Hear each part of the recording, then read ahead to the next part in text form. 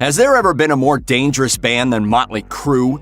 Throughout the 1980s and into the 1990s, these glam rock trailblazers redefined what it meant to be a rock star in a way that's still unrivaled. Here is the untold truth of Motley Crue.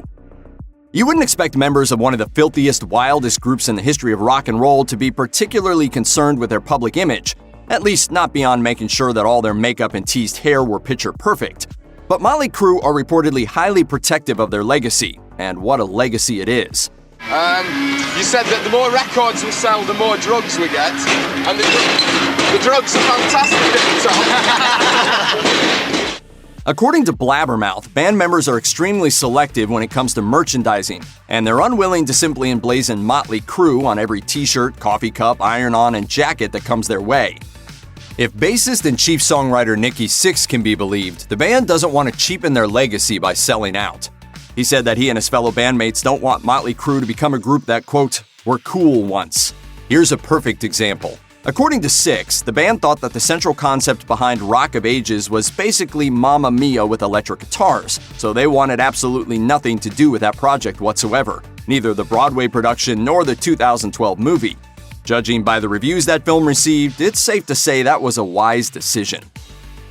Although the core members of Motley Crue are often perceived as a loyal, tight-knit group of men, there have definitely been a few shakeups in the lineup over the years.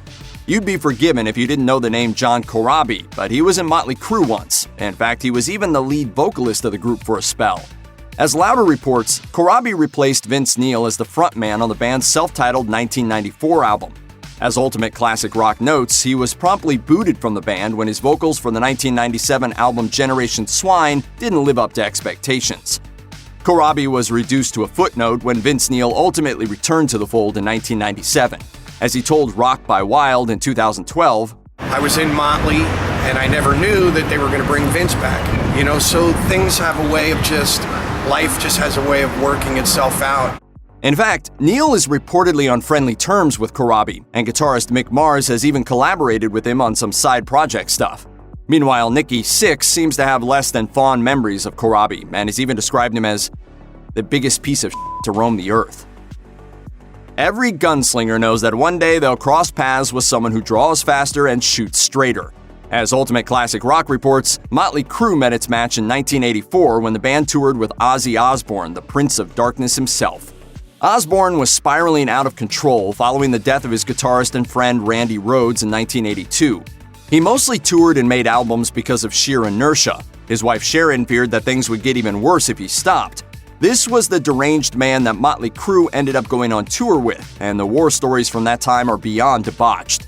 The Ozman soon showed the LA kids that they had a whole lot to learn when it came to the art of self-destructing. We'd always have these crazy parties backstage.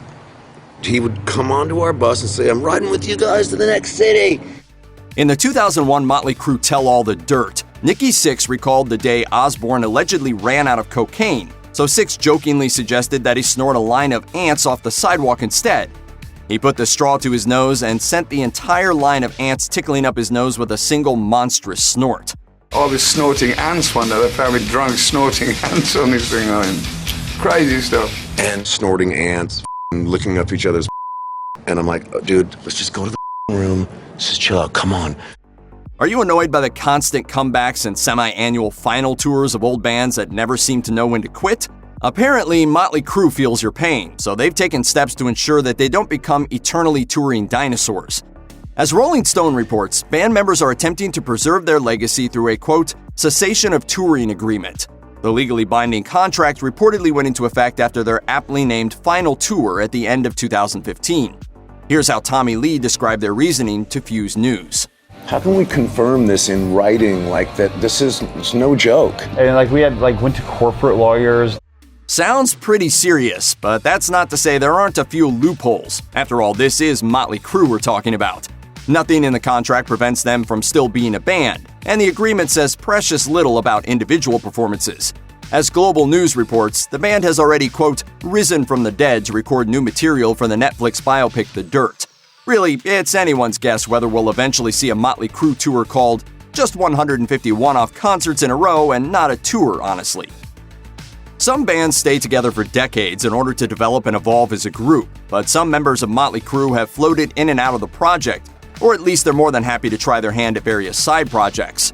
According to Ultimate Classic Rock, Vince Neil was the first band member to stray. He temporarily left the band in 1992 and released a solo album the next year. As he told MTV Rockline, "There's still a lot of things that I haven't accomplished in my life that I still want to do, and you have to work to achieve any of those goals." While Neil did his best to keep the party spirit high as Motley Crue struggled with murky grunge and misplaced aspirations of growing up, he ultimately realized he was far more effective at his day job. According to Loaded Radio, Tommy Lee isn't terribly fond of his own solo stuff, nor his work with Methods of Mayhem. In fact, he even says solo albums are a waste of time. Meanwhile, Nikki Sixx has his 6 a.m. supergroup, which may or may not be on hiatus, according to Loudwire.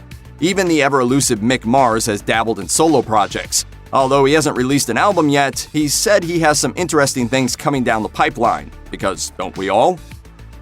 You wouldn't expect the 5'6" Metallica drummer Lars Ulrich to start picking a fight with the towering rhythm section of Motley Crue. And to be fair, Rolling Stone makes it clear that picking a fight with the Crue boys wasn't one of Ulrich's better ideas. In 1982, Motley Crue was busy hatching the glam rock revolution on the Sunset Strip. Meanwhile, Metallica was still playing thrash metal in venues scattered throughout Los Angeles. This reportedly led to some bad blood between the two groups, and the situation allegedly came to a head one night when Ulrich was standing outside the Troubadour and saw Nikki Sixx and Tommy Lee on the street. As Ulrich tells it, his immediate reaction was to shout, "F*** Motley Crue." Well, apparently that turned out to be something of a mistake on Ulrich's part, even if his heart was in the right place. Nikki Sixx started chasing after me, and the one thing I could do, because, 5'6" of me, I could run faster than he could in his 16-inch platform boots. The members of Motley Crue have spent a lot of time together over the years. As such, they reportedly weren't too keen to spend the last stages of their touring life hunched together in the back of a minivan. According to Blabbermouth, the band traveled together in name only, as each member had his own separate tour bus. So what was the reasoning behind this arrangement? Does it mean they don't like to hang out with each other anymore? Depends on who you ask. Mick Mars has accused Vince Neil of distancing himself from the rest of the group. Meanwhile, Neil says everyone's still great friends and claims they made that bus arrangement simply because they could afford to travel in luxury. Since several band members have their families on the road with them, it's not like there's too much room for the kind of rock band nastiness they were once known for. According to Louder, Nikki Sixx claims that the other members of Motley Crue are, quote, "not enemies, but not friends." Would you ever take business advice from Motley Crue? According to Fast Company, there are way worse people to analyze when it comes to vocational success. The band might look like a messy affair, but their debauched antics hide a surprisingly savvy business plan.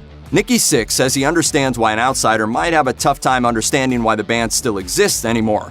However, he points out that Motley Crue have been operating like a well-oiled machine for years. That's thanks to their manager Alan Kovac, who joined the Crue back in 1994 and helped orchestrate a formal, structured business attitude in the group. That doesn't mean they can't mess around. It just means there's a core foundation in the business plan that guarantees all the important decisions are made. You know The Dirt, that sordid 2001 tell-all that was adapted into a Netflix biopic in 2019? Well, that whole project is part of their band's marketing strategy. By collaborating with the book's author, the band was able to control the narrative, and they even dropped a greatest hits album near the publication date to maximize profits. Motley Crue isn't as much of a boys' club as you might think. In fact, they even used to have a female drummer. According to NRK, the band's new tattoo tour in 2000 was plagued with Spinal Tap levels of drummer trouble. Tommy Lee wasn't in the band at the time, and his replacement Randy Castillo became ill and was unable to take the stresses of touring. In their search for a replacement, the boys in the band turned their inquiring eye to Samantha Maloney, the former drummer for Hole. In a fix, Nikki Sixx reportedly contacted Maloney, who immediately jumped on the plane and proceeded to play the rest of the tour. During the band's 2000 appearance on Live with Regis Philbin asked Maloney the question weighing on everyone's mind. Yeah. My gosh, what's it like to be with these guys? It's insane. Yeah. More insane than being with Courtney Love? It's a different insanity. The members of Motley Crue were extremely courteous with Maloney, and the band took her in as one of their own. Vince Neil was even visibly proud of her during concerts. However, she was certainly well aware of the band's checkered history. In fact, writer Neil Strauss was following the band around and interviewing them for The Dirt, so she got to hear quite a few sordid stories straight from the horse's mouth. In 2009, she admitted that she was avoiding reading the book because she didn't want it to affect the way she thought of the Crue guys.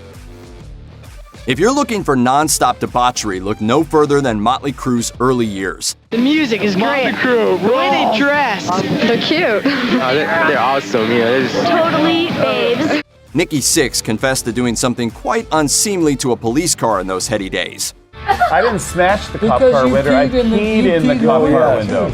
And on one occasion, the band reportedly invited everyone in the audience to party at their place after a gig. The apartment they lived in at the time wasn't any great shakes either, to put it lightly. According to The Dirt, members shared an apartment near the legendary Whiskey A Go-Go, a venue they played often. Well, there was a mountain of beer cans outside. There was one plant in the corner, it was dead. It was pretty destroyed. The apartment was done. According to Ultimate Guitar, those early parties were beyond nuts. People got utterly wasted, and there were orgies, lots of them. Wall-to-wall girls, blonde, big little clothing. They all want Nikki Sixx. They were wearing around half naked in there. I hated it. According to Rolling Stone, people would pour inside the Crue place to party, and many of those visitors were future rock stars who would later find success in bands like Rat and Wasp. So just how raunchy were these parties? We would have never survived with this. With social media, we would have tweeted things. None of us are throwing eggs at houses. Take that.